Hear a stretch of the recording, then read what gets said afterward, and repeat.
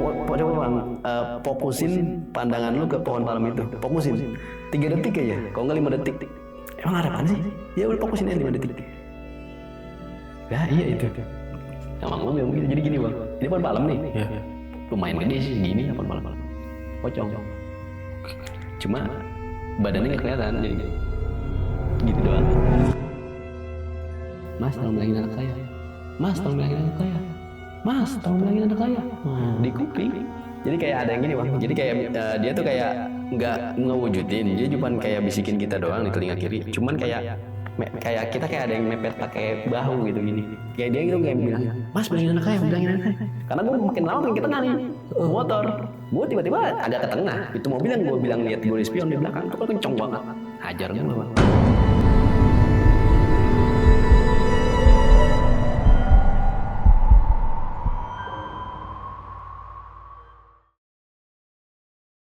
Resiko kerja sebagai kolektor lapangan. Nggak di kantor, nggak di lapangan, sama-sama diteror setan. Jadi kali ini narasumber gue mau berbagi pengalamannya saat bekerja sebagai kolektor lapangan di salah satu kantor koperasi.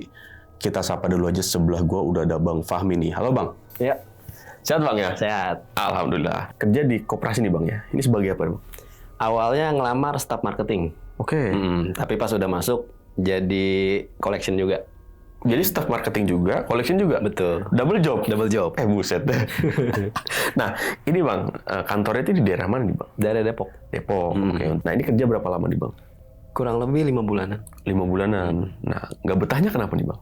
Sebenarnya selain ada beberapa hal karena dari kebijakan perusahaan gitu, ada juga yang memang gangguan yang nggak kasat matanya juga. Oke, berarti ada juga yang perusahaan yang nggak jelas nih. Ada juga yang horornya juga. Horor juga. Oke, berarti itu yang menyebabkan ya, 5 bulan udah keluar lah ya. Betul. Oke, nah ini emang banyak kejadian horornya nih di kantornya nih Bang? Di kantor. Di luarnya aman lah ya? Di luarnya juga ada beberapa. Ada beberapa. Untuk cerita lengkapnya mungkin kita tahan dulu nih Bang ya. Dan buat Sobat Tengah Malam yang penasaran sama ceritanya Bang Fahmi, simak terus dari awal sampai habis. Dan buat kalian yang mau ngirim cerita juga di channel Kisah Tengah Malam, bisa langsung klik link WhatsApp di deskripsi di bawah ini. Dan buat kalian yang lagi nonton tapi belum subscribe, langsung aja klik tombol subscribe. Dan jangan lupa nyalakan lonceng notifikasi biar nggak ketinggalan video terbaru dari kita. Oke Bang, langsung kita mulai aja nih Bang ya. Kisah Tengah Malam dimulai.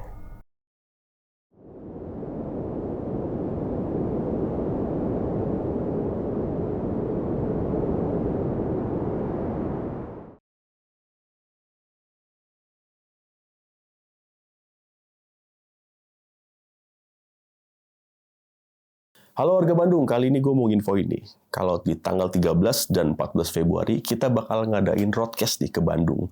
Tepatnya sekitaran daerah Setiabudi. Jadi buat Sobat Tengah Malam nih, yang berada di daerah Bandung, yang mau ngirim cerita ke channel kita nih, dan nanti cerita langsung di sana, bisa langsung klik aja nih, link WhatsApp yang ada di deskripsi di bawah ini. Nanti tinggal klik aja tuh link yang ada di bawah deskripsi, dan nanti itu bakalan langsung kehubung ke WhatsApp admin kita. Jadi buat Sobat Tengah Malam yang di daerah Bandung, langsung aja dikirim cerita kalian dan cerita langsung di channel Kisah Tengah Malam. Sampai jumpa di Bandung nih.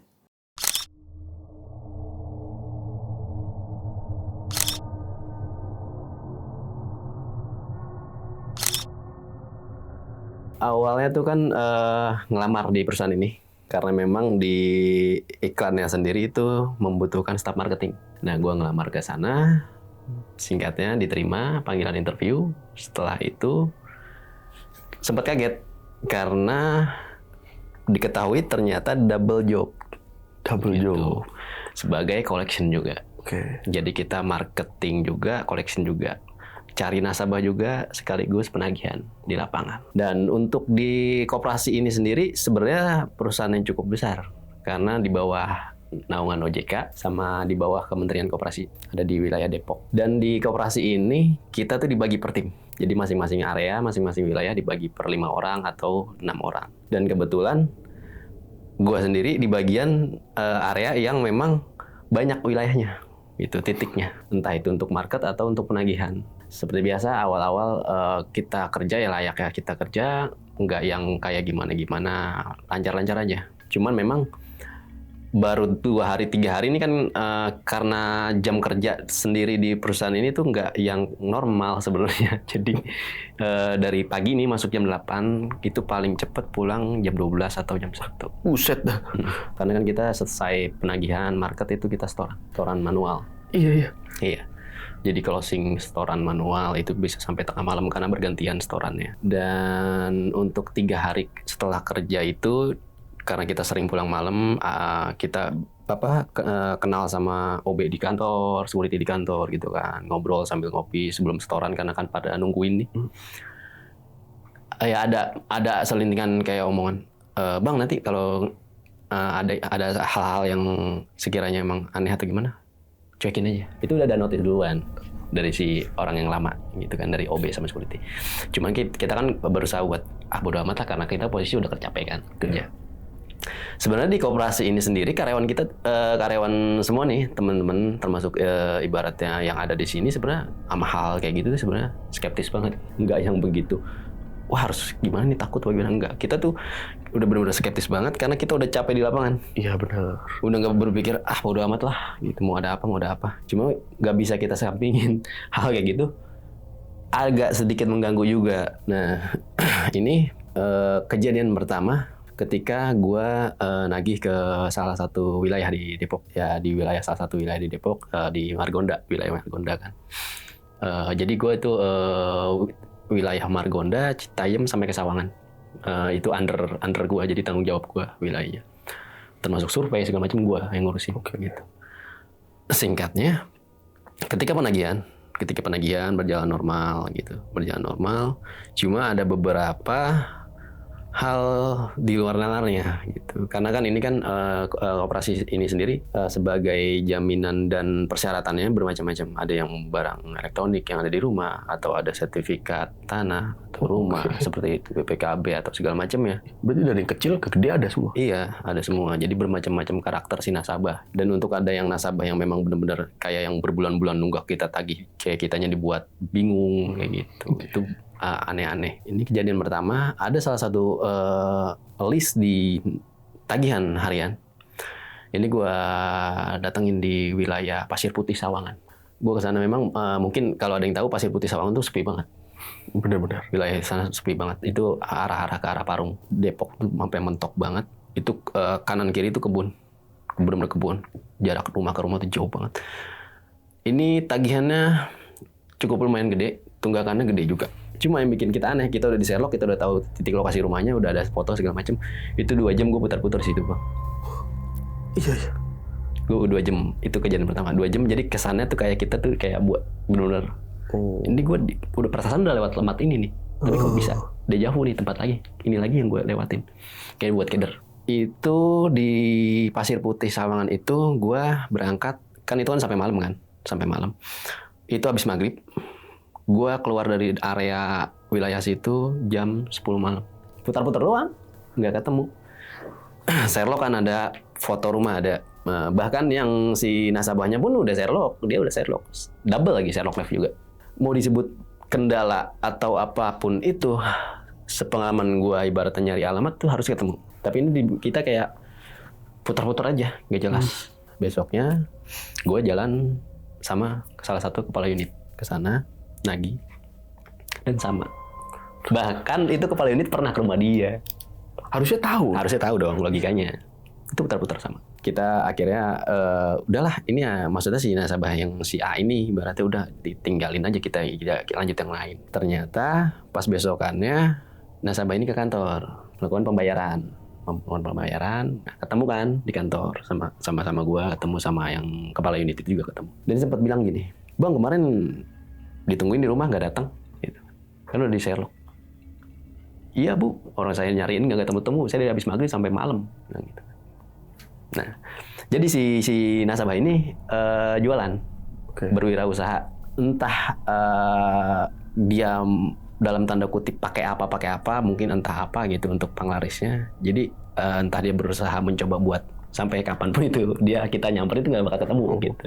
Dia sedikit kayak ketawa ngeledek gitu. iyalah nggak bakal ketemu walaupun di Sherlock gitu. Ini secara goibnya, secara goibnya. Udah ya itu pengalaman pertama gitu. Secara keanehan, nggak masuk logika dan di luar nalar. Dan gue masih berpikiran apa yang diomongin OB yang itu pas 3 hari pertama. Yang tadi bilang kalau lihat aneh-aneh biasa aja, cuek aja. Tapi memang kita pulang selalu malam. Ini kantor ini sendiri, kantor koperasi ini 4 lantai bang. 4 lantai, lantai 1 teller, lantai 2 itu admin, lantai 3 nih ruangan staff marketing sama collection nih, lantai 3. Nah lantai 4 ini aula kayak buat meeting. Otomatis kita tiap hari beraktivitasnya di lantai 3, ya kan. Harus lewatin lantai 2, lewat tangga.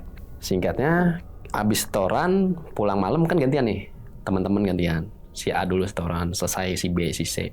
Nah ketika gue selesai setoran, pulang nih, lewat tangga. Kita ngelewatin lantai 2 dong, samping ruangan admin. Itu samping ruangan admin itu, secara DNA itu dia kayak ruangan yang memang buat penyimpanan barang-barang sitaan dari si nasabah. Itu kayak barang-barang elektronik gitu. Awalnya gue kira ini admin kok bisa belum pulang gitu. Karena admin sendiri di situ kalau misalkan memang belum pulang sampai pulang malam atau bahkan pulang hampir subuh, itu kalau closingan doang. Kalau hari biasa dia pulang normal. Tapi di situ ada perempuan di lantai 2 itu. Tapi selalu menghadap ke arah lemari besi, lemari arsip, menghadap ke sana pakai gaun merah. Gaun merah. Gaun merah. Pakai gaun merah. Tapi anehnya dia selalu berdiri di antara meja. Jadi ada meja panjang kayak buat meeting, ada bangku. Jadi dia tuh selalu berdiri di situ. Jadi yang kelihatan cuma sampai pinggang. Dia menghadapnya ke arah lemari arsip. Ini siapa gitu? Itu kan gantian kan, anak-anak pulang gantian sendiri-sendiri. Itu kalau nggak salah baru semingguan masuk ke situ.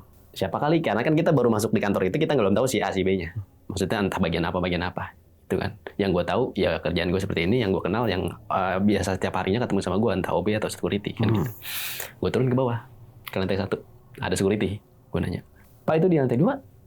Ada yang belum pulang itu di deket meja yang di atas lantai 2, deket lemari arsip. Admin udah pulang semua hari biasa. Security bilang begitu. Oh yaudah, cukup tahu.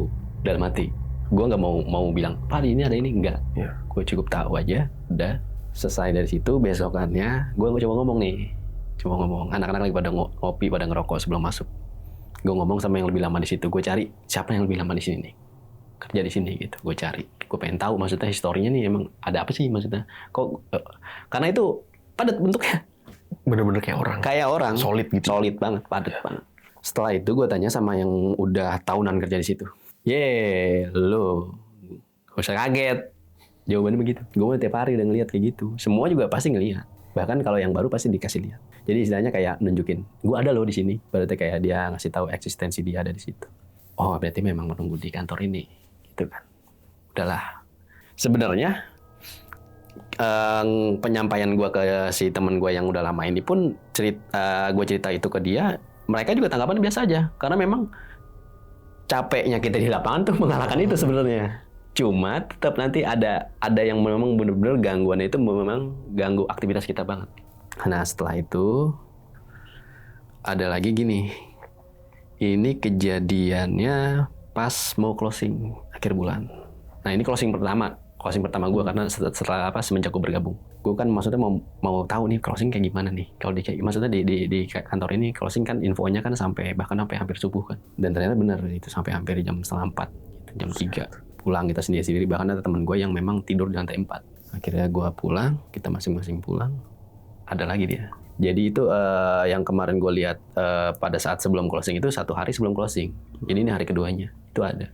Oke. Ada lagi di posisi yang sama. Dan gak gerak juga sama, posisinya seperti itu. Gue turun ke lantai 1, security bilang, kenapa? Kok kayak orang bingung celingukan gitu, security bilang. Security kayaknya udah kayak udah tahu kalau misalkan gue ini kayak dia kan tahu gue ini orang baru di kantor itu, dia kayak nih kayaknya mungkin baru dikasih lihat nih. Enggak pak, nggak apa-apa. Mau langsung pulang apa gimana pak? Jadi dia mau buka gerbang ya kan maksudnya. Enggak pak, saya mau ngerokok dulu. Gue ngerokok dulu bang di parkiran sebelum pulang. Itu jam 3-an kurang lah. Subuh. Iya udah hampir subuh. Gue ngerokok di parkiran.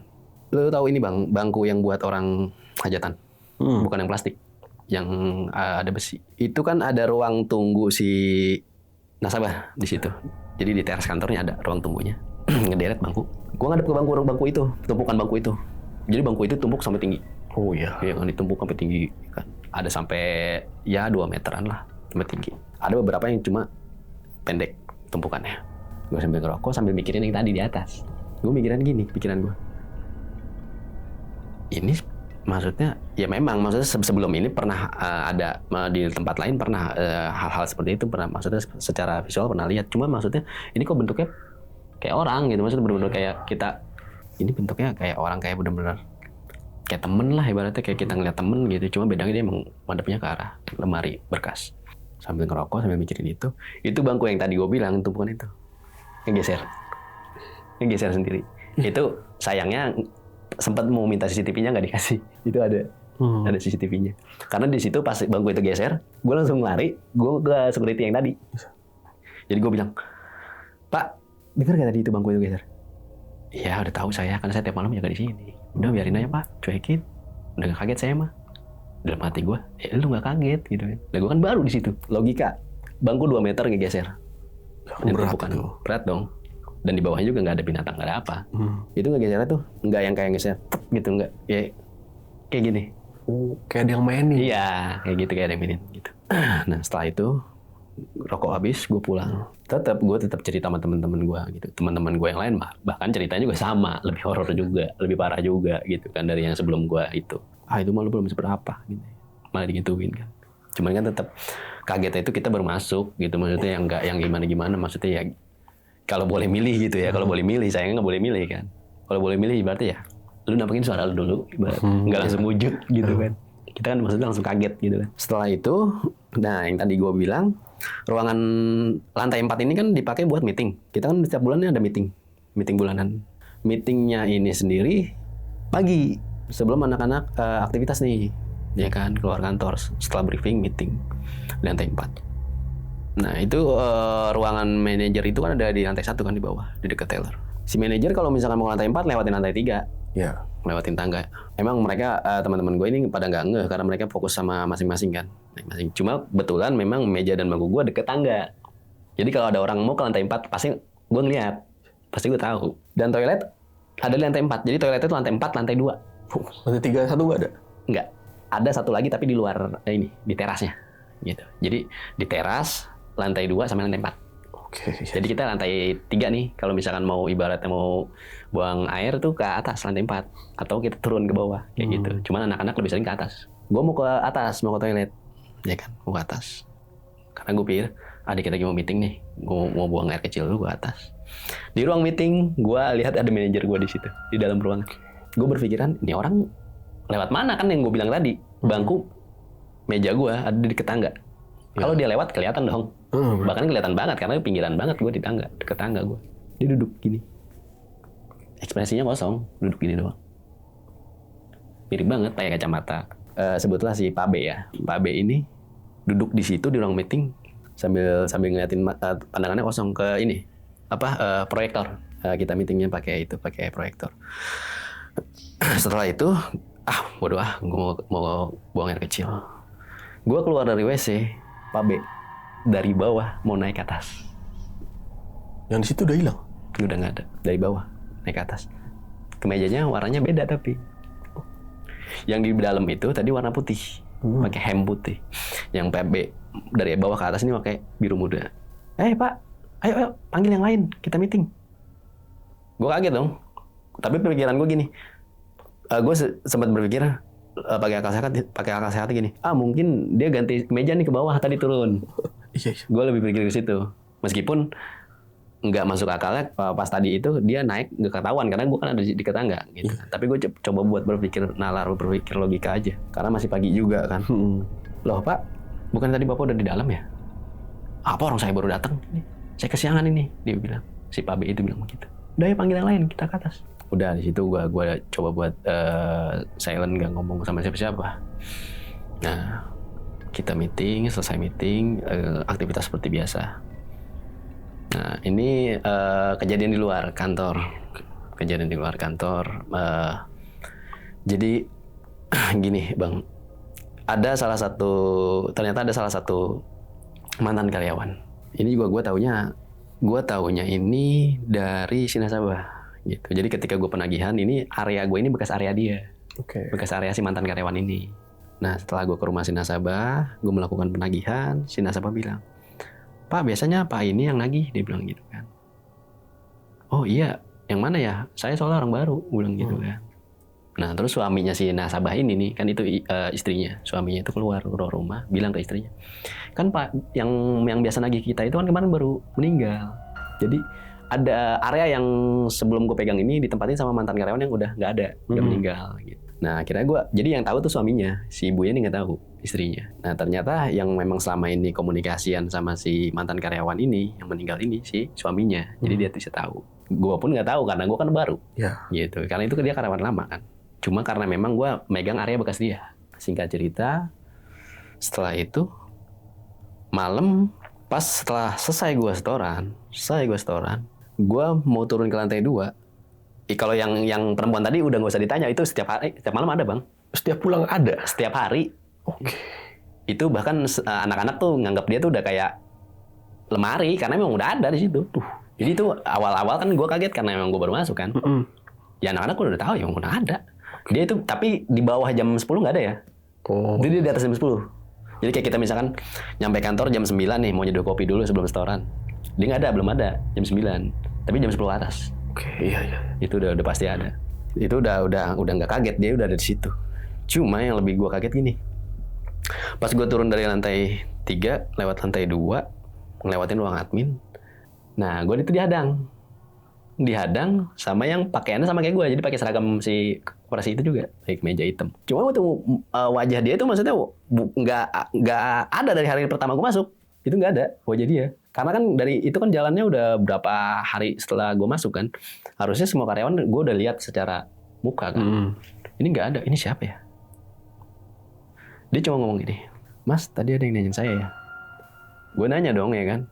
Rapi, pakai kemeja ya kayak sama kayak gue pakaiannya karena kan karyawan situ juga, pakai ID card sama. Bapak siapa ya Pak? Tadi ada yang nanya saya ya. Kalimatnya cuma itu doang yang maksudnya dia nggak ngomong apa, kalimatnya itu aja. Ya Bapak siapa? Diem aja. Itu sempat ibaratnya kayak kita berhadapan-hadapan tuh sempat ada beberapa detik lah. Cuma karena berhubung gue mau pulang buru-buru kan habis setoran. Ini orang ditanya diem aja sih. Gue tinggalin bang. Gue tinggalin. Nah pas besokannya gue nagih ke area. Yang kan ini area bekas-bekas yang mantan karyawan itu kan. Pak, itu yang kemarin nagih saya kan udah meninggal. Dia bilang. Mantan karyawan di koperasi ini juga. Itu gimana keadaannya? Kasihan banget.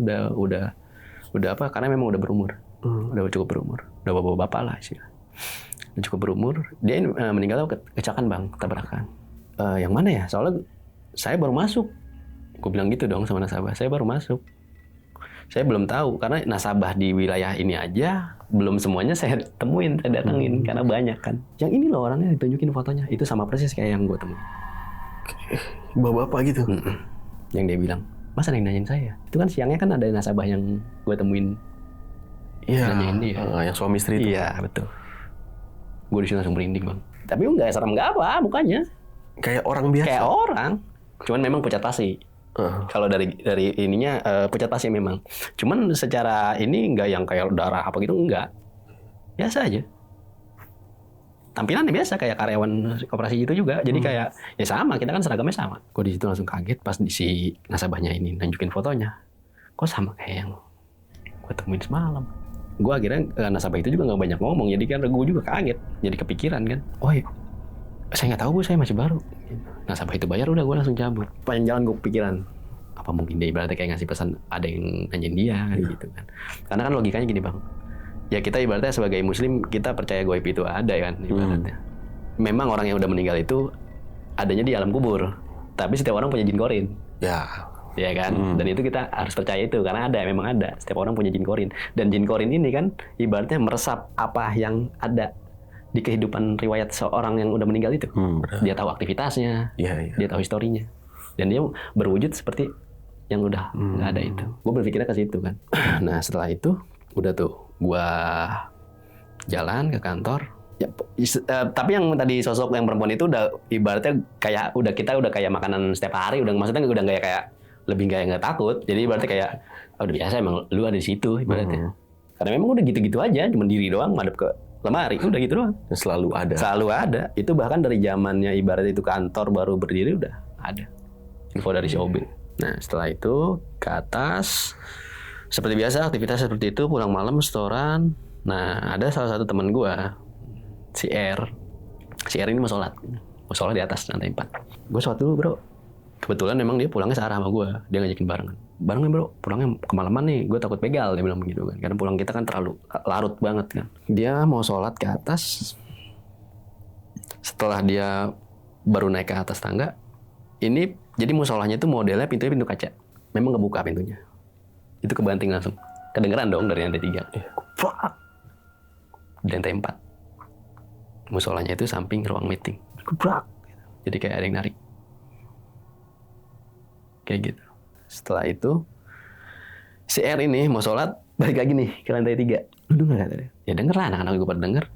Cuma kan beberapa anak-anak ada yang masih ngitungin doang, ya. Ada yang masih aktivitas mereka. Cuman yang mereka denger. Cuman ya gitu tadi. Kita berusaha, kita tuh sebenarnya skeptis semua, hal kayak gini skeptis semua. Jadi berarti nggak yang kayak gimana-gimana, karena memang udah capek di lapangan. Cuma secara nggak langsung, namanya ada di aktivitas kita setiap hari, ya kita bersinggungan sama mereka. Apalagi ngedenger langsung, gitu, ngeliat langsung. Ya udah lu katanya mau sholat aja dah. Nggak jadi bro, dia bilang. Ntar aja dah. Udah lu duluan setoran, gue tungguin di bawah, dia bilang begitu. Nah, pulanglah kita. Kita pulang di bawah nih, sampai parkiran nih, ada OB, ya, ada OB nih. Namanya Mang U nih. Si Mang U ini bilang, wah buru-buru banget nih berdua, gitu kan. Kemana? Gue tadi mau sholat nggak jadi, Mang, kata si R ini teman gue. Kenapa? Tiba-tiba pintu masa langsung didobrak, ketutup. Gue aja tidur di atas dipindahin, kata si Mang U. Yeah. Mang U OB kan tidur di situ. Oh iya. Jadi maksudnya tinggal di kantor. Kadang dia kalau misalkan tidur di lantai 1, ntar kadang di lantai 4. Jadi kayak misalnya, tidur di mana kan bebas dia kan, bisa kemana aja. Nah si Mang U tidur di musola nih, ceritanya semalam.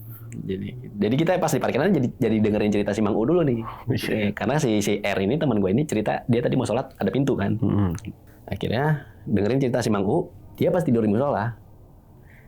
Itu pas dia bangun mendekati subuh lah, mendekati azan subuh. Itu ada lantai 2. Pindah lantai. Padahal dia inget banget emang dia lantai 4. Di lantai 4 maksudnya tidurnya. Oh ini ruang admin yang ada si cewek itu kan? Iya. Tapi dia tuh di ininya, di dekat lemari besinya. Jadi kalau misalkan memang itu si cewek masih ada, mungkin dia bakal ngeliat mukanya. Tapi pas dia bangun tuh menjelang subuh udah nggak ada emang si cewek itu. Karena intensitas si cewek itu biasanya nggak ada itu menjelang subuh emang. Nah setelah itu Mang U cerita gitu, gue lebih berpikir berarti hampir setiap lantai ini ada. Lantai 3 udah ketahuan tuh. Ibaratnya mau ke lantai 4, di lantai 4 udah ketahuan nih. Yang pertama tadi nyerupain si manajer KB tadi, sama yang si Mang U ini dipindahin. Mungkin lantai 3 nih karena memang populasi orangnya banyak nih, iya kan. Jadi ibaratnya mungkin belum kelihatan aja sebenarnya, gitu. Karena gue juga masih baru. Nah lantai 2 kan udah ketahuan udah ada si perempuan itu. Nah hari demi hari jalan terus. Nah pas itu gini, balik lagi ke lapangan di nasabah. Jadi ada salah satu nasabah gue bang, ini nenek-nenek. Bisa dibilang umurnya udah 65 lebih lah. Gue dapet, jadi dia ini mau pengajuan. Gue dapet infonya dari temen gue gitu. Ini ada salah satu ini nih calon anggota nasabah. Ini nomornya, coba lu kontak. Dia mau ngajuin katanya. Temen gue cuma ngasih nomor doang. Gitu. Nah, gue kontak nomornya. Ternyata benar, memang dia mau pengajuan. Itu rumahnya di daerah Mekarsari, Jalan Raya Bogor. Gue ke sana. Ternyata benar memang. Dia pengajuan, dia udah siapin semua berkasnya rapi. Di rumah itu dia cuma sendiri tinggalnya, si nenek ini. Dan maaf, ada bekas operasi di leher, kayak bekas tumor lah gitu. Gini, pakai perban gede banget. Iya, Mas masuk aja, dia bilang gitu kan. Gue masuk ke pagarnya. Itu walaupun dia rumahnya di komplek bang, jadi dari segi bangunan rumahnya itu nggak layak. Jadi kayak rumah bangunan lama yang memang udah mau hampir rubuh. Dia tinggal sendiri di situ. Nah setelah berbincang-bincang kan, gue tanya, anaknya kemana emang bu? Jadi dia punya anak satu doang. Suaminya udah nggak ada. Nah anaknya satu ini memang agak kurang peduli ya Oke. sama orang tuanya. Jadi dia anak ini perempuan ikut sama suaminya. Gitu. Jadi dia tinggal di situ sendiri, benar-benar sendiri. Dan untuk kesehariannya ini dia ini berjualan. Ya. Berjualan kayak nitipin kue-kue ke warung-warung sama ke tukang-tukang nasi uduk kayak gitu. Nah dia melakukan pengajuan ceritanya, pengajuan untuk biaya pengobatan dia. Tuh, kasihan amat. Kayak gitu. Karena dia bilang kan ini saya habis di ini nih operasi, dia bilang, tapi ini belum selesai, dia bilang. Ini mau harus check up lagi, kontrol lagi, dia bilang. Mau pengajuan nih sekian juta bisa gak, dia bilang gitu. Coba Bu, nanti kita lihat berkasnya dulu ya, bilang gitu kan. Secara nurani, gue pasti bakal ACC dia. Tapi kan balik lagi kita kerja di kantor, ya kan. Singkatnya besokannya si ibu itu di ACC tapi dengan jumlah nominal yang enggak seperti yang diinginkan. Nggak sesuai. Nggak sesuai. Gue kabarin dia. Nah akhirnya si nenek ini terima. Oh ya udah nggak apa-apa Mas, makasih ya Mas ya. Oh iya Bu, sama-sama. Ini sebenarnya sedih sih Bang ceritanya karena relate banget. Jadi setelah beberapa minggu dia bayar angsuran lancar. Gue dapat kabar beliau wafat. Innalillahi wa inna. Jadi ketika gue mau merinding gue ceritanya. Jadi gue ini kan yang tadi gue bilang dia tinggal sendiri. Gue nggak tahu dia nggak ada. Ini namanya tinggal sendiri kan dia. Iya. Anaknya kan yang dia cerita dia ini anaknya itu nggak peduli. Sedangkan si nenek ini memang bisa dibilang dalam tanda kutip gaptek. Karena komunikasi sama gue tuh telepon biasa, nggak lewat PA. Oh, ngetiknya susah. Iya. Jadi dia tuh selalu nggak pernah chat, telepon dan teleponnya tuh telepon biasa. Setelah itu, kok rumahnya sepi gelap, gitu kan, sepi gelap. Jadi dia ini pakai tenor yang angsuran ini per 2 minggu. Dan gue nggak tahu. Jadi 2 minggu kemudian kalau gue akan ke rumah dia, gitu kan. Karena sebelumnya dia pas angsuran pertama transfer. Nah cuma ini kan nggak ada info nih, nggak ada kabar. Iya. Otomatis gue samperin dong, kan gitu. Gue samperin ke rumah dia, sepi ini rumahnya. Nomornya nggak aktif, telepon. Emang keadaan terasnya itu kotor, kayak nggak terawat gitu. Nah setelah itu gue nungguin tuh lumayan lama 1 jam gitu kan, 1 jam lumayan lama banget 1 jam. Ada tetangganya lewat, nungguin siapa Mas? Ini yang punya rumah. Di situ gue nge-freeze. Kenapa gue nge-freeze? Tetangga bilang ini yang punya rumah baru 2 minggu kemarin meninggal. Gue nggak mungkin kepikiran ke siapa dong. Pasti nenek itu dong. Dia tinggal di situ sendiri. Itu seadanya benar-benar langsung dek gitu. Karena gue kaget. Karena gue itu percakapan sama dia Bang, ngobrol sama dia ketika pengajuan survei itu lama. Jadi kan kalau orang kayak kita mau survei sesuatu kan entah itu ke bank atau ke mana, pasti kan dia siapin berkasnya, kita tanya-tanya kan seperti itu. Itu lama gue ngobrol, jadi gue kepikiran mukanya dia, gaya ngomong dia, itu karena buat jalan pun dia ngerembet tembok Bang. Oke. Sudah ngerembet tembok. Tapi tetap kan balik lagi yang seperti gue bilang, kita kerja sama kantor ada ibaratnya ada SOP-nya, ada ketentuannya. Meskipun si nasabah itu udah nggak ada, tetap harus dilunasi. Kita hubungin pihak keluarga dong, kan begitu. Mencoba buat cari di kontak daruratnya, dia cantumin nomor anaknya kan di berkas ketika dia melakukan pengajuan. Dan anaknya yang seperti almarhumah bilang, benar-benar nggak aware sama orang tuanya, nggak peduli. Jadi dia cuma bilang gini ketika di telepon gue coba hubungin. Ya mas yang salah, kenapa harus dikasih? Saya sih nggak mau tanggung jawab. Dia bilang begitu kan. Di situ gue bingung. Kenapa gue bingung? Karena di perusahaan ini ketika ada nasabah yang telat atau nggak bayar atau kabur, itu gaji kita yang dipotong Bang. Wah, aduh. Jadi gaji kita dipotong di berapa persennya dari tunggakan itu si nasabah. Sampai itu lunas. Betul. Waduh. Jadi kayak misalkan dia masih ada berapa nih sisanya. Ya udah gaji gue dipotong nih. Misalkan sebulan dipotong berapa gitu sampai selesai. Makanya kita yang kerja di sini sebenarnya berpikirnya sebenarnya gini, gue nggak mau nagih keras tapi gaji gue nanti dipotong. Iya benar. Ya kan, gue nagih keras tapi gue juga nurani gue nggak tega, kan begitu. Serba salah. Cuma ya udah mencoba buat sikap profesional aja. Akhirnya singkat cerita, si anaknya itu nggak mau bayar karena dia pakai surat tanah, surat rumah itu. Oh, gadein. Iya. Cuman balik lagi kenapa di approve-nya nggak sesuai dengan nominal yang diinginkan, karena memang bentuk bangunannya nggak memadai. Kan yang tadi gue bilang, rumahnya nggak layak. Jadi kayak gitu. Nah setelah itu, gue dimimpiin Bang malamnya. Sosok almarhumah itu. Jadi gue mimpi si sosok almarhumah itu datang minta tolong. Mas tolongin. tolong kasih tahu anak saya, Mas, tolong kasih tahu anak saya. Cuma gitu aja kalimatnya. Gue kaget kebangun, oh si nenek ini ya. Gue bukan gak mau nyebutin nama ya, karena masih merinding gitu. Ya, sebut aja si nenek itu gitu. Yeah. Jadi setelah itu gue mimpiin dia. Gue berpikir gimana, gue udah hubungin anaknya lepas tanggung jawab.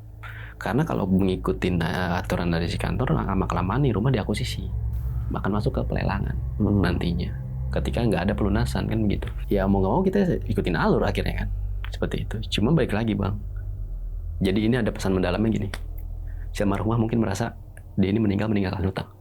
Oh iya, belum tenang.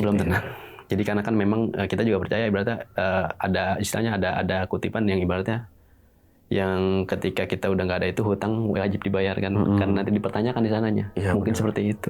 Itu hampir setiap malam dimimpiin gue. Lumayan lama itu. Lumayan lama.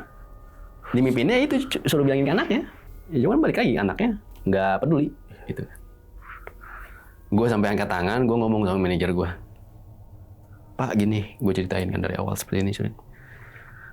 Ya udah coba kita datengin rumah anaknya aja. Gitu. Tandem akhirnya gue sama manajer gue. Yang dimana ibaratnya manajer nggak pernah ke lapangan kan, ke lapangan buat masalah ini. Akhirnya setelah diobrolin, gue juga bilang ke anak yang gue sering dimimpin sama ibunya. Ya bu, sebenarnya jujur nggak merasa terganggu, cuma lebih ke sedih sebenarnya. Ya, karena penyampaian dia itu kayak bener-bener kayak yang tersiksa banget karena masih ada dalam tanda kutip sangkutan di dunia lah gitu. Jadi anaknya ini masih kekeh, masih bersikeras. Saya kan udah maksudnya nggak tahu menau gitu kan. Karena saya sering ngasih kok orang tua saya bla bla bla, dia bilang gitu kan. Akhirnya si manajer itu yang coba buat negosiasi dengan si anak, udah gue dilepas tuh. Gue nggak nggak usah dipikirin lagi, udah next langsung ke nasabah yang lain. Udah itu udah ditutup, maksudnya ditutup dalam arti udah ini urusan si atasan. Oh, oke. Sampai di situ. Cuman sampai gue mendekati gue mau resign, nenek almarhumah masih masuk ke mimpi. Waduh, berarti sekakah itu yang nggak mau bayar si anak ya? Iya, karena kan logikanya gini bang. Ketika itu permasalahan udah selesai, ya mungkin ya nenek itu nggak mungkin muncul di mimpi gue. Ya, benar-benar. Logikanya ke situ. Karena di setiap mimpi munculnya seperti itu doang. Jadi, Mas tolong bilangin anak saya. Mas tolong bilangin anak saya. Itu doang.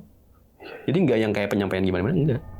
Itu hampir setiap malam sampai gue mendekati gue resign. Nextnya gue ada salah satu nasabah bilang begini, Mas kalau misalkan saya pakai barang elektronik di rumah bisa kan? Bisa, gue bilang gitu kan. Dan diminta disurvei bang, disurvei ya kan, minta disurvei karyawan laundry, salah satu pengusaha laundry. Jadi mesin cucinya banyak nih, survei dengan barang elektronik tersebut yang jadi jaminannya. Setelah itu, ini perusahaannya ini, hasil laundry-nya ini nggak berjalan lancar. Oke. Dia nunggak. Dia bilang gini, kan itu kan konsekuensinya kan ketentuannya kan kalau misalkan memang ibaratnya ada beberapa tunggakan, kita tarik barang dari yang apa yang dijaminkan. Nah, itu gue tarik barang, ngasih laundryannya ini, mesin cucinya. Dan ternyata itu dia, jadi ini ketika survei itu bohong sama kita yang survei. Jadi memang benar itu tempat usaha dia. Cuman mesin cucinya ini dia kayak kerjasama sama orang yang ngejual mesin cuci gitu, kayak jual beli mesin cuci bekas kayak gitu. Kan biasanya kalau laundry kan mesin cuci yang satu tabung. Dan ternyata itu mesin cuci bekas itu bekas ini bang, tahu gak? Kayak misalkan bekas rumah sakit, cuma rumah sakit itu udah nggak terbengkalai lah, rumah sakit bangkrut berarti. Itu kayak biasa dijual murah di lelang kayak gitu. Dan itu mesin cuci kan banyak dan satu tipe sama semua serisnya, mesin cucinya sama semua. Itu bekas nyuci peralatan rumah sakit, dibawalah ke kantor kan buat jaminan kan. Dia nggak bisa bayar kan, jadi dia nih kolaps lah ibaratnya laundryan ini. Kita bawa kan ke kantor, ya kan, mesin cucinya itu sebagai jaminan sampai dia bisa bayar. Nah ditaruhnya itu di dekat samping ruangan admin yang di lantai 2. Iya. Yang ada si perempuan baju merah. Taruh di situ. Nambah lagi. Setelah ada perempuan itu nambah lagi. Mungkin histori dari gue nggak tahu ya. mungkin kalau gue secara pribadi mikirnya mungkin story dari barang itu kali. Iya. Karena kan dipakai sebelumnya ibaratnya dipakai buat di rumah sakit meskipun udah dipindahin ke laundry gitu, ke tempat laundryan. Cuman gue mikirnya ke situ karena setelah itu nambah, jadi maksudnya sosoknya nambah di situ lantai 2 itu. Setelah itu barang ditumpuk di situ besok malamnya. Jadi nambahnya gini, Mang U OB yang tadi cerita dia tidur dipindahin. Nah si Mang U ini dia mau nyiapin buat tamu. Jadi ada tamu dari cabang lain nih mau datang besok pagi. Otomatis dia malamnya nyiapin nih. Ya kan, apa-apanya nih kan nyiapin dia. Karena memang dia kan tinggal di situ. Dia nyiapinnya malam. Ini si Mang U cerita sama gue. Dia bilang gini pertama ceritanya. Pak, lu kemarin narik mesin cuci banyak banget itu. Laundryan di mana? Dia bilang begitu kan. Ada di sono. Iya banyak banget. Udah 10 lebih. Tapi ada stiker-stiker bekas rumah sakitnya ya? Ya, kata dia emang bekas rumah sakit kan gitu. Ya kan, emang kenapa, Mang? Gue bilang gitu. Emang kenapa? Enggak. Ntar gue ceritain dulu. Pikiran lagi, kata dia gitu kan. Kaget lagi gitu. Udah nggak apa-apa, cerita aja. Jadi pas si Mang U itu lagi siapin berkas-berkas buat besok tamu dari cabang datang, mesin cuci nyala. Sorry, nggak dicolok? Nggak. Gitu kan, geter kan. Jadi kan di mesin cuci kan satu tabung dideretin semua. Iya. Itu nyala. Jadi nyala satu. Selang berapa menit mati. Yang pojok nyala. Jadi kayak main piano. Oh, ganti-gantian. Ganti-gantian. Dan itu berbarengan sama sosok merah itu ada.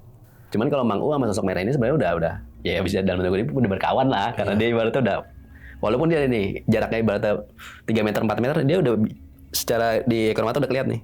Cuek, sebenarnya Mang U itu cuek sama si merah ini. Tapi ngelihat. Memang karena kita semua ngelihat. Cuman anehnya si merah ini gini, ketika mesin cuci itu nyala itu kan di CCTV di ruangan lantai 2 itu kan diputar nih. Itu mesin cuci nyala, tapi si merah ini nggak ada. Oke. Jadi si merah ini nggak pernah ada di CCTV, sama kita sengaja dipotong nggak bisa, nggak ada. Oke. Tapi apa kejadian yang ada di lantai 2 ini, kayak mesin cuci nyala sendiri, itu masuk ke CCTV. Jadi karena pernah ada beberapa hari setelah itu, bahkan gue pribadi pun momen langka nih, ya kan? Iya dong, kita maksudnya ngelihat, maksudnya nggak yang ibaratnya kayak, emang takut, cuman maksudnya kayak setiap hari kita ke situ, kayak kita ngelihat patung aja, gitu. Mau foto, cekrek foto tapi nggak ada. Tapi secara pandangan mata telanjang ada. Tapi yang kejadian mesin cuci nyala itu CCTV tetap nyala dia. Tuh.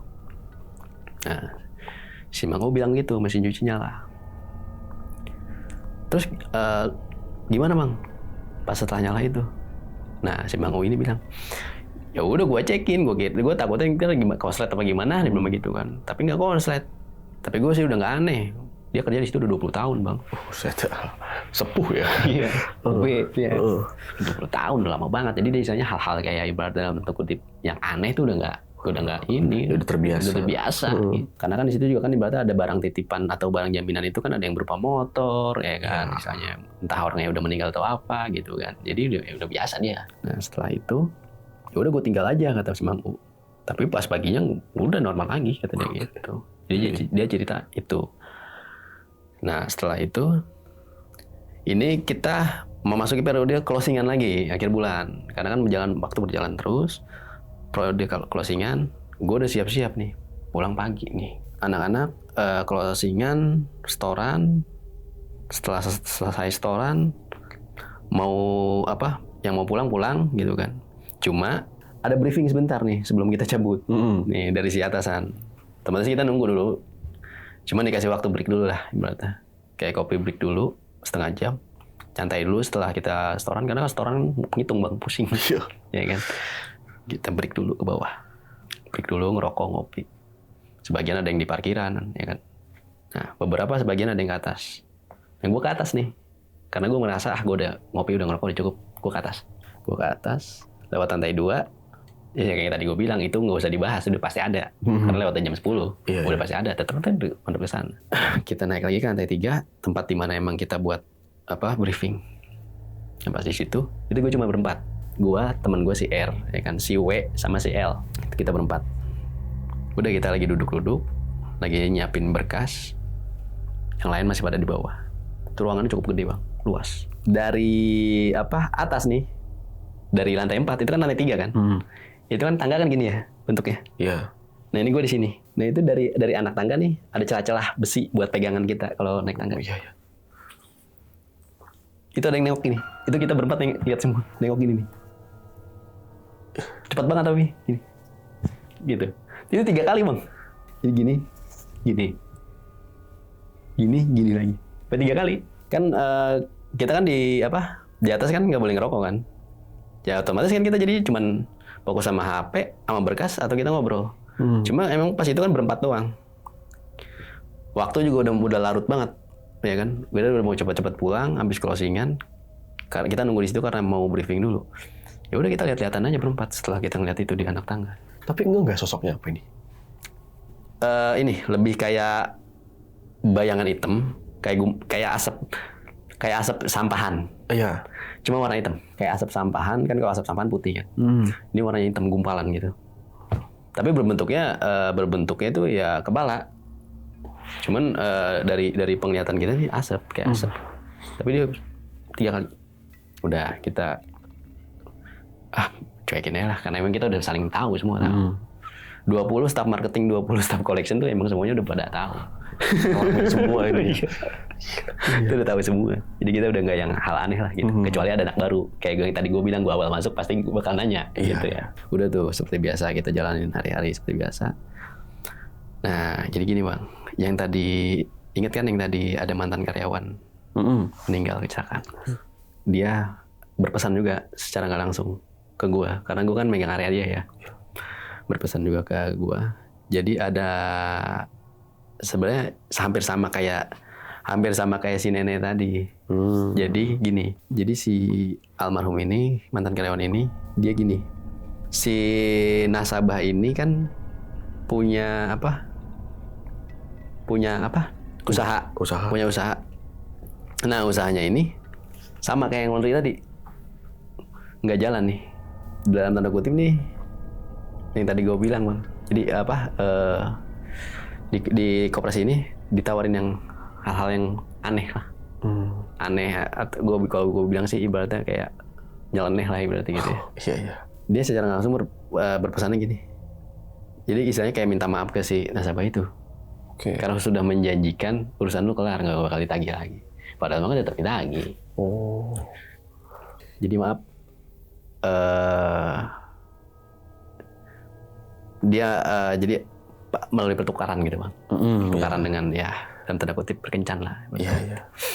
Nah, jadi dia menjanjikan ya bisa setelah ini nggak bakal ditagih lagi kok. Seperti itu. Tapi dia kencan gitu ya. Kita berhalus aja dari sini. Cuma kan balik lagi yang tadi gue bilang, namanya SOP kantor tetap dong berlaku. Gitu kan. Mau ibaratnya itu hanya sebagai memperlama jarak tagih dia doang sebenarnya, karena kan itu antara urusan dia masih petugas kan. Yang harus ditagih mungkin dilamain lagi kayak gitu-gitu doang. Tapi tetap ketika ganti petugas pasti bakal ditagih. Nah, gue tagih nih. Ya si nasabah itu ngelak, orang udah dibayar pakai ini. Ya tetap gue nggak mau kesalahan, nggak mau gaji gue dipotong dong. Ya kan? Yang gue tagih gitu. Nah setelah itu, tapi si nasabah itu tahu si mantan karyawan ini udah nggak ada orangnya. Setelah itu dia berpesan ibaratnya supaya si nasabah ini bayar hampir sama kayak yang nenek tadi. Jadi ibaratnya gini, yang gue bisa ambil hikmahnya, maksudnya di kejadian kemarin itu ternyata maksudnya gini, yang nggak memberatkan kita di sana bukan cuma perihal hutang, tapi penyebab dari hutang itu. Iya, benar-benar. Iya kan? Penyebab dari hutang itu maksudnya. Jadi ada 2 hal itu kan.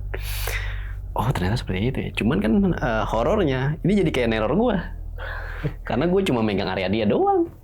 Malah disuruh berpesan malah. Iya. Pesen nih. Tapi dia maksudnya nunjukin ke gue dia itu ibaratnya memang pernah kerja di situ. Yang pertama doang tuh yang di lantai 2 itu doang. Gue juga nanya ke si manajer gue, memang iya membenarkan memang dulu ada karyawan. Nah singkatnya itu aktivitas seperti biasa. Gue berpikiran kan cuma ada beberapa sosok yang di lantai 2 ya kan, namanya 4. Nah kita ada acara di kantor kayak istilahnya target tercapai lah ibaratnya gitu. Reward buat karyawan tapi yang kita diharuskan buat begadang. Jadi istilahnya kayak makan-makan ya gitu. makan-makan, udah selesai ya kan. Sebagian yang pulang-pulang, gue belum pulang sama anak-anak yang lain. Kita biasa. Jadi si manajer ini kayak bawa PS gitu. Anak-anak pada main di situ kan. Nah, gue belum pulang di situ. Gue ngobrol sama Mang U yang tadi OB. Di pojokan, di depan teras kantornya depan Palem. Samar-samar tuh bang. Gue lagi ngerokok sama si Mang U ini lagi ngopi. Yang lainnya anak-anak pada main PS kan di dalam. Lagi ngerokok. Mang, itu putih-putih apaan? Apaan? Kata Mang U. Emang gue akrab sama Mang U ini, gitu kan? Karena emang orangnya selain ibaratnya dia banyak cerita tentang kantor itu, dia orangnya kocak gitu bang. Iya, jadi enak gitu ngobrolnya. Apaan? Itu sampai pohon palem. Cuman si Mang U ini masih belum ngelihat. Tapi gue ngelihat tadi sekali tuh, iya kan? Coba bang, fokusin pandangan lu ke pohon palem itu. Fokusin 3 detik aja, kalau nggak 5 detik. Emang ada apaan sih? Ya udah fokusin aja 5 detik. Ya iya itu. Nah, Mang U bilang begitu. Jadi gini bang, ini pohon palem nih. Iya. Lumayan gede sih, segini lah pohon palem. Pocong. Cuma badannya nggak kelihatan, jadi gitu doang. Oh, kayak ngintip. Iya, ini dia balik lagi ke batang pohon palem. Terus balik lagi, kayak gitu. Jadi sekian detik. Makanya tadi kan gue bilang ke Mang U ini, fokusin pandangan itu pasti dia bakal muncul lagi. Beneran muncul ya? Muncul. Tapi mukanya yang nggak kayak gimana-gimana, jadi lebih kayak ke yang kelihatan jelas itu cuman kuncupnya doang, sama bentuknya itu. Oke. Gitu. Karena kan mukanya tuh gelap, gitu. Intip. Wah iya itu. Emang udah jam berapa sih? Ah iya udah mau jam 3. Ya lu mau cabut apa mau tidur sini apa mau main PS sama anak-anak? Cabut gua. Nah gitu, udah pulang. Nah, nambah lagi tuh berarti di pikiran gua, sosoknya di daerah juga ada nih dari kantor. Ya dong. Nggak cuma di gedung. Nggak cuma di gedungnya, ya kan. Nah, berarti emang ini udah dari segi tempatnya udah horor gitu kan. Nah setelah itu ada kejadian gini bang. Di situ kan jadi memang karyawan ini sebagai karyawan ini kita ibaratnya kayak merasa yang tadi gue bilang awal cerita, kita ngelamar sebagai staff marketing. Tapi kita ternyata melakukan job desk lain di luar itu. Iya. Sebagai collection juga. Jadi anak-anak sebenarnya sambil ngegerutu juga kan. Tapi ngegerutu tapi karena kita nggak munafik, kita butuh kan. Ya, butuh kerjaan. Kita tetap jalanin. Ada beberapa dari temen gue itu yang melakukan markup. Jadi kayak manipulasi lah. Nah seketika ketahuan nih ceritanya. Ketahuan sama audit. Nah dipanggil nih ke kantor. Malam tuh kejadiannya bang. Jam 1, karena gue itu inget banget sebelum kejadian itu gue masih nagih setengah 12 malam masih di Kalisari gue. Masih di Kalisari. Terus setelah dari itu masih ada satu nasabah lagi di Pasar Rebo. Pokoknya gue pulang ke OTW ke kantor itu jam 12:30 lah. Karena jam 1 itu kan udah rame tuh itu siang tadi temen gue yang melakukan markup itu ketahuan ditangkap kan. Nah dibawa tuh. Jadi diselesaikannya secara kekeluargaan, cuma dia disuruh ditahan nih motornya sama barang-barang ditahan. Nah, gue suruh nganterin nih sama manajernya. Dalam hati gue suwe banget, gue udah capek gitu kan, maksudnya udah keliling-keliling kerja dari pagi sampai malam. Pak, anterin aja Pak, dia bilang. Rumahnya mau di mana? Di sana arah-arah Citayam. Citayam kan mungkin yang tahu Depok sepi kan, dekat arah-arah stasiun sana. Gue nganterin ke sana. Tapi tumbuk 3. Jadi karena kan dia berpikir dia kan ibaratnya ini markup uang perusahaan nih, ibaratnya takutnya dia gimana gitu kan. Dia tumbuk 3, gue yang bawa motor, yang di belakang nih megangin dia nih, tumbuk 3, teman dikawal gue, memang dikawal. Selesai nganterin dia, motornya tuh gue tinggal di kantor. Jadi gue nggak pakai motor gue, jadi itu pakai motor teman gue. Selesai dari Citayam pulang ke kantor 2:30, ya kan. Udah tuh gue mau pulang bang. Ini kejadian seumur hidup sih nggak bakal gue lupa. Karena gue di situ kecelakaan bang. Jadi awal mula gue kecelakaan di situ. Jadi setelah itu gue kan udah 2:30 nih. 2:30 gue pulang bawa motor. Capek kan, hawa capek. Mau tahu gak bang yang sosok nenek-nenek tadi? Itu ada. Cuman nggak berbentuk dia ngewujudin ya. Di telinga. Lo pernah gak bang bawa motor pakai headset? Iya. Dengerin musik. Kayak gitu bang rasanya. Jelas banget berarti. Iya. Mas, tolong bilangin anak saya. Mas, tolong bilangin anak saya. Mas, tolong bilangin anak saya. Cuma jadi nadanya si nenek ini gini. Makin lama makin tinggi. Oh ya. Mas, tolong bilangin anak saya. Mas, tolong bilangin anak saya. Mas, tolong bilangin anak saya.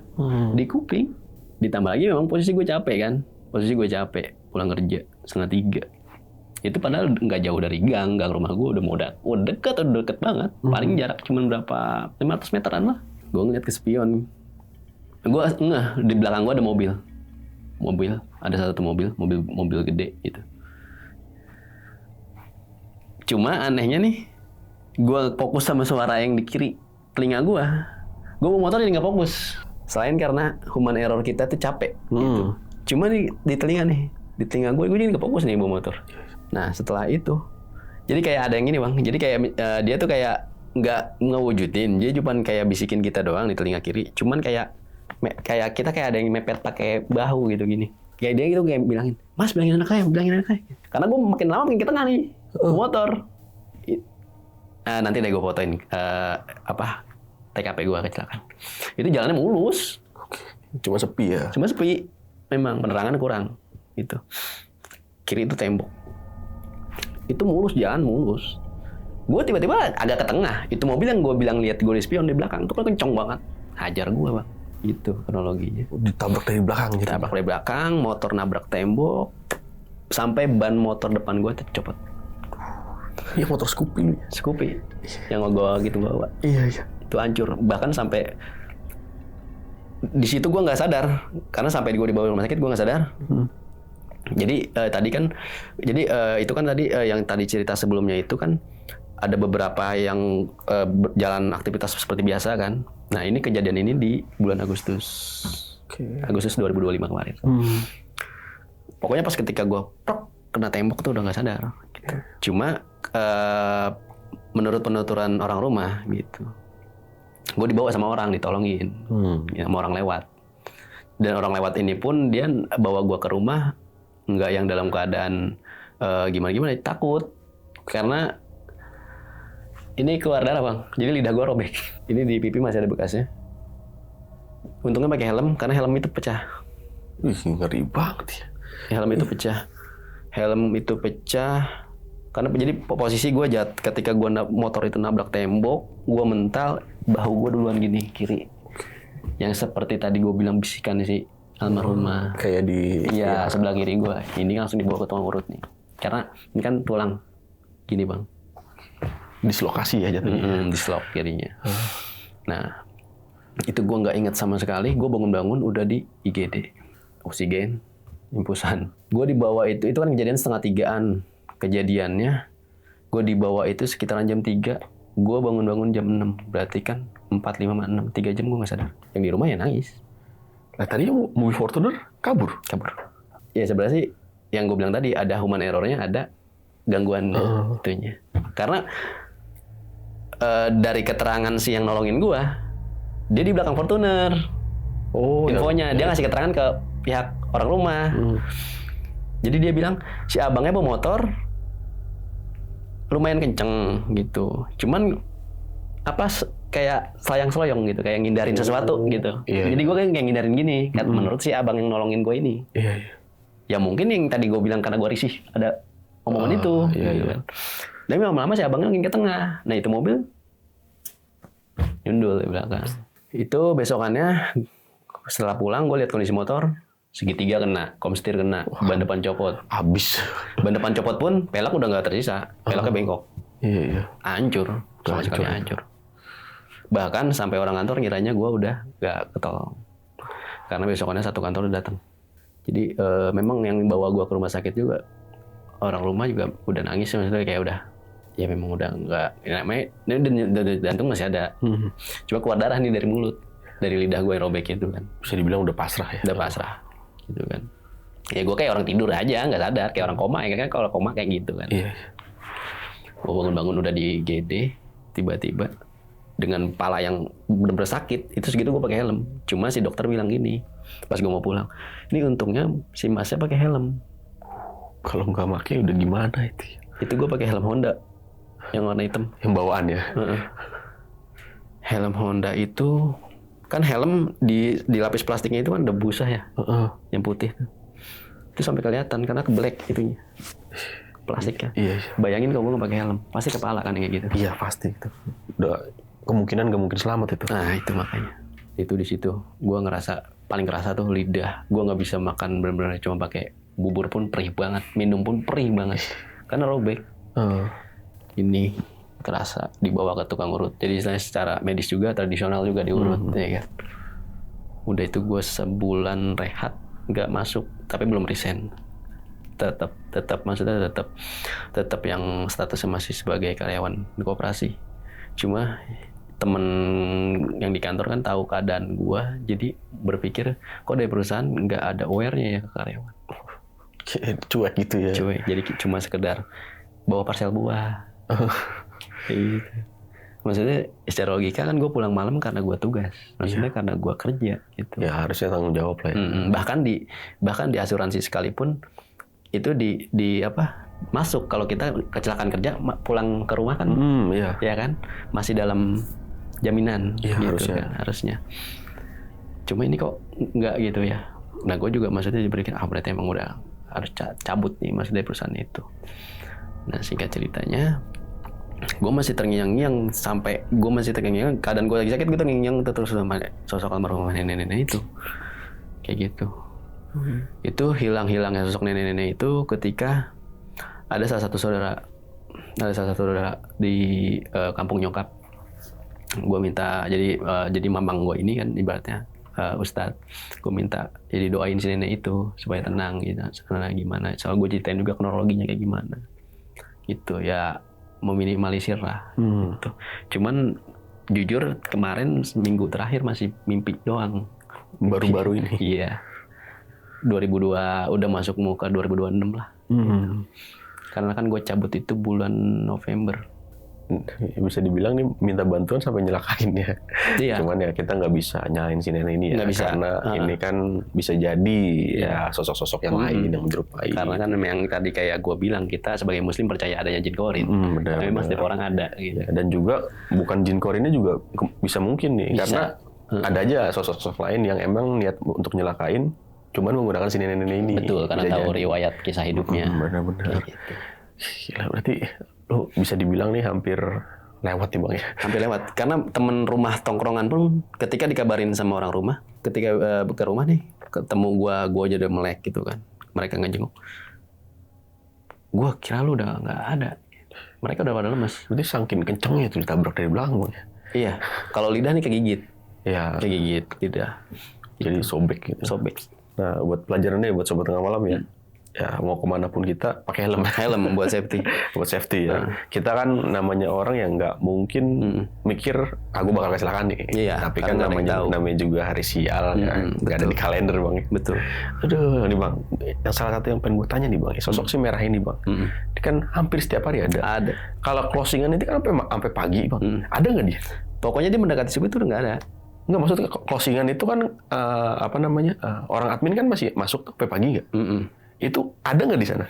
Semuanya udah pernah lihat. Pernah lihat. Tapi dia ketika kita misalkan sebelum azan subuh itu dia masih ada. Mendekati subuh nih, mendekati azan subuh nggak ada. Udah nggak ada. Udah nggak ada. Maksudnya kalau si admin ini kan dia di lantai 2. Dia kalau closingan di lantai 2. Iya, lantai 2. Lantai 2 ngelihat. Ada di situ. Ada, karena kan di ruangan admin sebelah kanannya. Dia madepnya ke lemari berkas. Sorry, dia lembur. Admin nih sebanyak ini lembur. Itu sosok ada. Ada. Gila.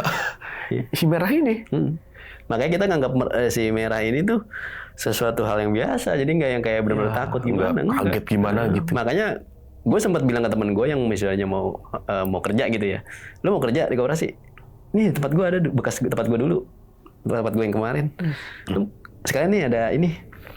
Gue bilangnya tuh ke temen gue tuh. Sekarang lu dapat pengalaman baru. Karena kan ketika orang nggak pernah lihat itu pasti bakal jadi hal yang menarik. Iya, selain karena ketakut. Gitu. Bener. Gila, berarti frontal itu dia nunjukin ya. Iya. Dimana admin ini kan pada closing nih, malam rame, itu ada di situ. Ada. Pernah nggak sih Bang, ada selama lu kerja di sini Bang ya, teman-teman lu yang berani gitu kan, saat dia nongol, datengin, disentuh, dilihat apa gitu? Enggak sih, kita cuman sampai jarak 3 meter aja sih. Iya. Karena kita juga mau foto dia, tadi hasil foto nggak ada. Gitu.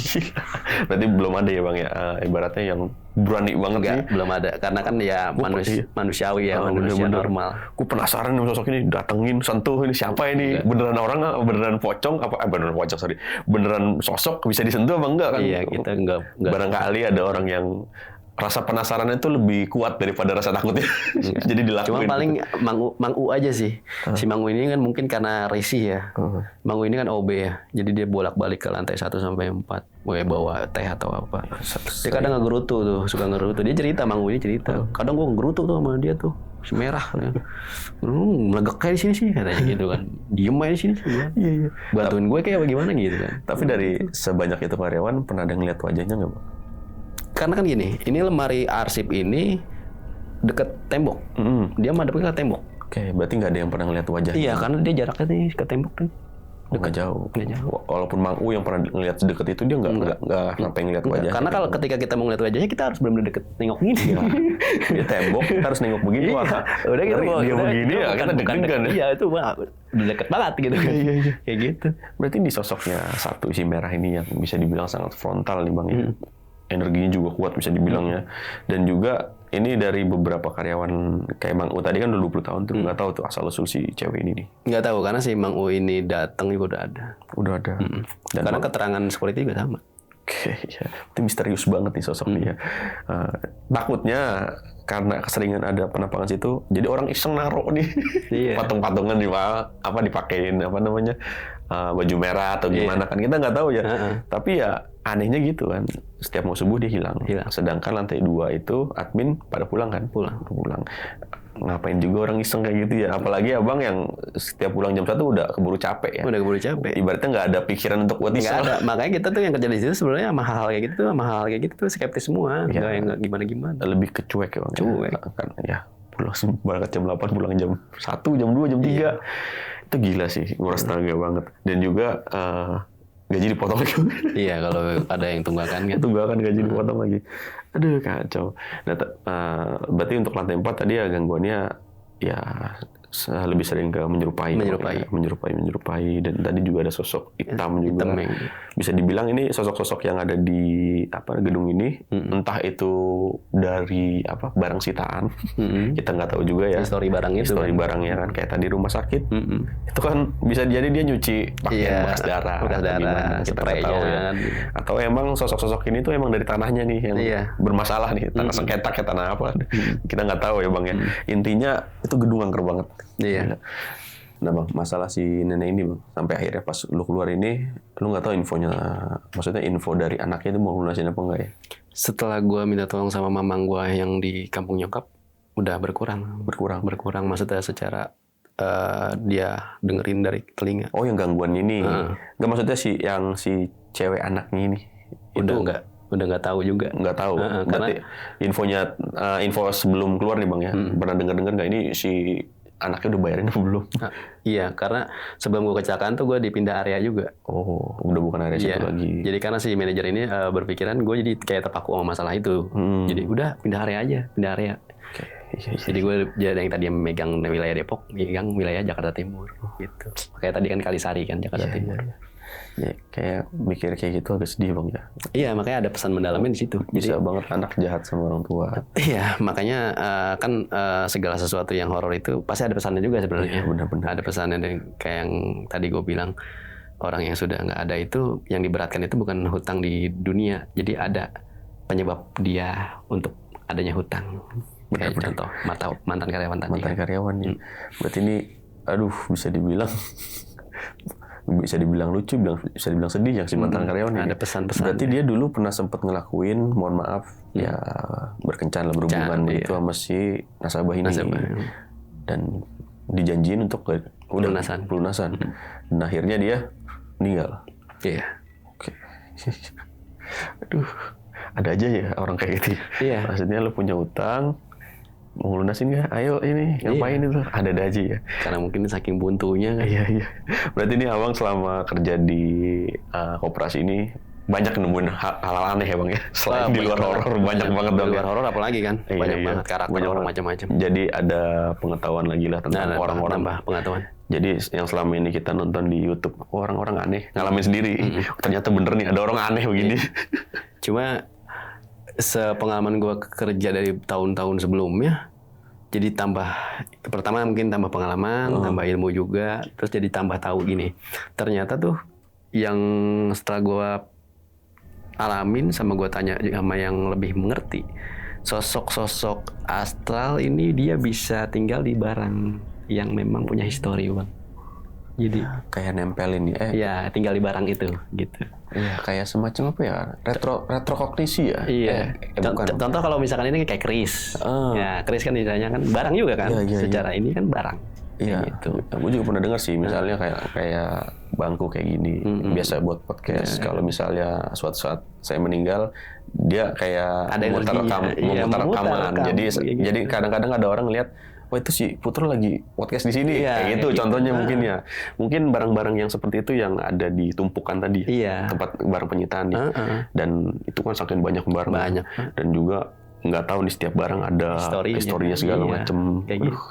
gimana nggak nambah numpuk di gedung itu ya? Iya, makanya. Mungkin mungkin dalam tanda kutip ada juga nih si merah ini mungkin ada pengaruhnya juga sama barang itu kan kita nggak tahu. Iya, benar. Entah itu barang sesuatunya Iya. punya dia di situ, jadi dia di situ mulu kan? Iya, Ya, jadi kita nggak tahu. benar. Aduh. Oke, itu tadi cerita dari Bang Fahmi nih. Jadi kurang lebih 5 bulan nih Bang ya. Masih tahun kemarin Bang ya. 2025. 2025 masih fresh banget nih Fresh kejadian dan juga satu motor hancur nih Bang. Hancur.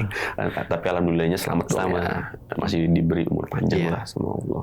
Dan juga ya pokoknya buat sobat tengah malam ambil aja hikmahnya Bang ya dari cerita Bang Fahmi ini. Berarti kalau misalnya ada keluarga yang punya utang, kalau bisa ya dilunasin. Lunasin. Bantulah keluarga sendiri. Namanya keluarga sendiri kan ya jangan pelit-pelit sama keluarga. Iya. Oke, thank you banget nih Bang. Oke. Udah mau share pengalaman pribadi yang luar biasa. Dan sobat tengah malam, gimana pendapat kalian? Tulis di kolom komentar. Kalau kalian suka dengan video ini, bisa share, like, dan subscribe channel ini.